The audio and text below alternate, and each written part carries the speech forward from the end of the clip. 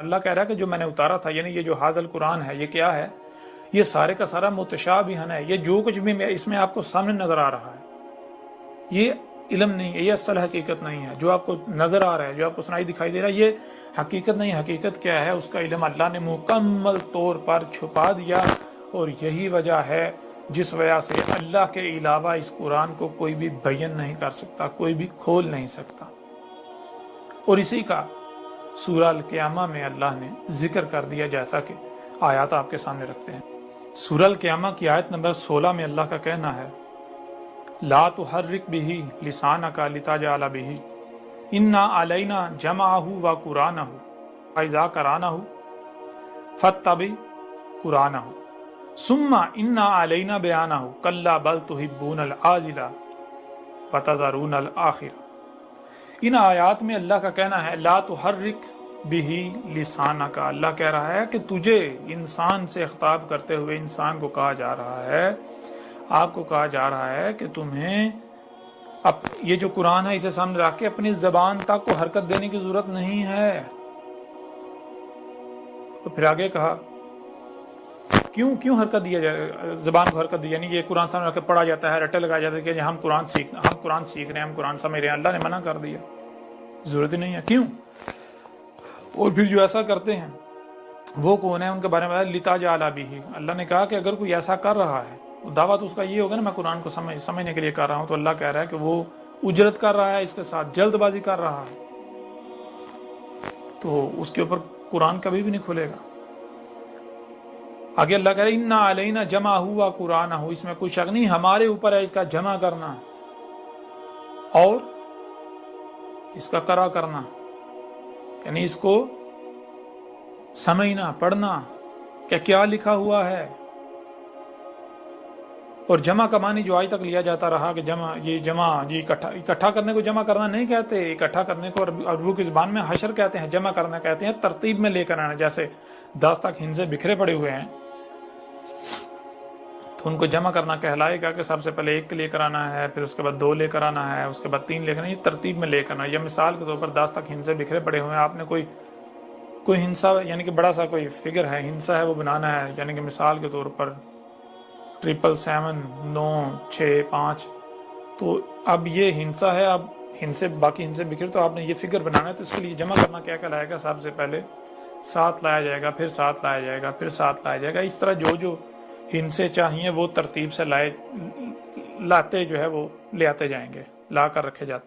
اسے کہتے ہیں جمع کرنا. جمع کہتے ہیں جیسے 1 کے بعد 2، 2 کے بعد 3، 3 کے بعد 4، 4 کے بعد 5، 5 کے بعد 6، آپس میں ربط ہو جائے، ربط قائم ہو جائے. یہ ہوتا ہے جمع کرنا. تو ان آیات میں اللہ کا کہنا ہے انا علینا جمع ہوا قرآنہ. پھر آگے اللہ کہہ رہا ہے فاذا قرأنہ فاتبع قرآنہ. پس جب جو ہے اسے قرأ کیا جائے تو تم نے کیا کرنا؟ پس اتباع کرنی ہے کیسے قرأ کیا گیا. اور کیسے قرأ کیا جاتا ہے؟ یہ جب آپ اس کتاب کو پڑھیں گے تو آپ کے اوپر حق ہر لحاظ سے کھل کر واضح ہو جائے گا کہ کیسے قرآن جو ہے وہ یعنی کہ کیسے قرأ کیا جاتا ہے. اللہ کی کتاب سب واضح ہو جائے گا. پھر آگے اللہ کا کہنا ہے ثم انا علینا بیانہ. پھر اس میں کچھ شک نہیں، ہمارے ہی اوپر ہے اس کا مکمل طور پر کھول کر واضح کرنا. ہمارے ہی اوپر اس کا کھول کر واضح کرنا، یعنی کہ اس قرآن کو اللہ کے علاوہ کوئی بھی نہیں کھول سکتا، اللہ کے علاوہ کوئی بھی بیان نہیں کر سکتا.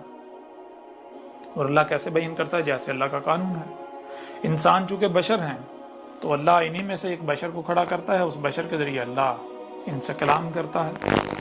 اس بشر کے ذریعے اللہ اپنی آیات کو بیان کرتا ہے، کھول کر واضح کرتا ہے. جس کی یہ تکذیب کرتے ہیں، کذب کرتے ہیں، کفر کرتے ہیں، اس کے ساتھ دشمنی کرتے ہیں. بہرحال تمام کے تمام ہر بات کو یعنی ہر پہلو سے، تمام پہلوؤں سے اس کتاب میں لکھ دیا گیا. ہر چیز واضح کر دی گئی.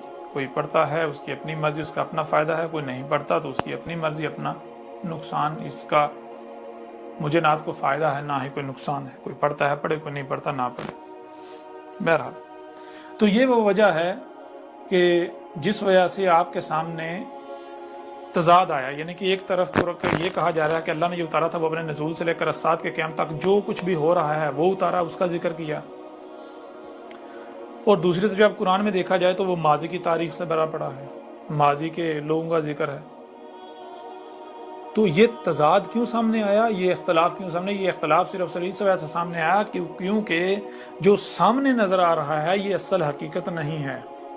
یہ جو سامنے نظر آ رہا ہے یہ کیا ہے؟ یہ متشابہن ہے۔ اللہ کہہ رہا ہے، اللہ نے جو اتارا تھا وہ کیا ہے؟ وہ متشابہن، یعنی جو سامنے نظر آ رہا ہے وہ اصل اور مکمل حقیقت نہیں ہے۔ علم اللہ نے 100% چھپا دیا، اور اللہ کے علاوہ اسے کوئی بیان نہیں کر سکتا، یعنی کوئی بھی واضح نہیں کر سکتا، کوئی بھی کھول کر واضح نہیں کر سکتا۔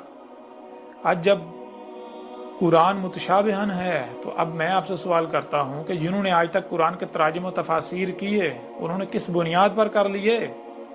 کیونکہ جب قرآن متشابہن ہے، اس کا علم اللہ نے 100% چھپا دیا، اس کا علم اللہ کے علاوہ کسی کے پاس ہے ہی نہیں، اللہ کہہ رہا کہ میرے علاوہ اسے کوئی بیان کر ہی نہیں سکتا، تو پھر جنہوں نے قرآن کے تراجم کیے، جنہوں نے قرآن کی تفاسیر کی، انہوں نے کس بنیاد پر قرآن کے تراجم و تفاسیر کر دیے؟ یا تو وہ دعویٰ کریں کہ ہم اللہ ہیں، یعنی کہ ہم اللہ کی زبان ہیں، اللہ کے بھیجے ہوئے ہیں۔ اگر وہ یہ نہیں کہتے، اگر وہ خود اپنی زبان سے کہتے ہیں کہ نہیں ہم اللہ کے رسول نہیں ہیں، ہم اللہ کے بھیجے ہوئے نہیں ہیں، ہماری زبان پر اللہ نہیں بول رہا، تو پھر اس کا مطلب کیا ہے؟ کہ آپ خود اپنی زبان سے یہ خود اقرار نہیں کر رہے کہ ہم اللہ کے شریک ہیں؟ ظاہر ہے یا تو اللہ ہے یا پھر اللہ کا شریک، کوئی دوسرا وجود تو ہے ہی نہیں۔ اگر کوئی دعویٰ دار بنے گا تو وہ اس کا شریک ہے، اور اللہ اپنے شریک کو پسند نہیں کرتا، اس کو ذلیل و خوار کر دیتا ہے، جیسا کہ آج کیا جا رہا ہے۔ تو جن جن لوگوں نے بھی تراجم و تفاسیر کی، جن جن لوگوں نے بھی، ان سے سوال کریں کہ بھائی جب اللہ کہہ رہا ہے کہ جو میں نے اتارا تھا وہ متشابہن ہے، متشابہن کا مطلب کیا ہے؟ جو سامنے نظر آ رہا ہے وہ اصل اور مکمل حقیقت نہیں ہے۔ اصل اور مکمل حقیقت کیا ہے؟ اس کا علم اللہ نے 100% چھپا دیا۔ جب اللہ نے چھپا دیا، اللہ کے علاوہ کسی کے پاس علم نہیں، تو ظاہر اللہ کے علاوہ کو بیان نہیں کر سکتا، تو آپ نے کس طرح بیان کر لیا؟ آپ نے قرآن کے تراجم کیسے کر لیے؟ آپ نے قرآن کی تفاسیر کیسے کر لی جو کہ اللہ کے علاوہ کو کر ہی نہیں سکتا؟ اب بائیں میدان میں سارے سب پتہ چل جائے گا۔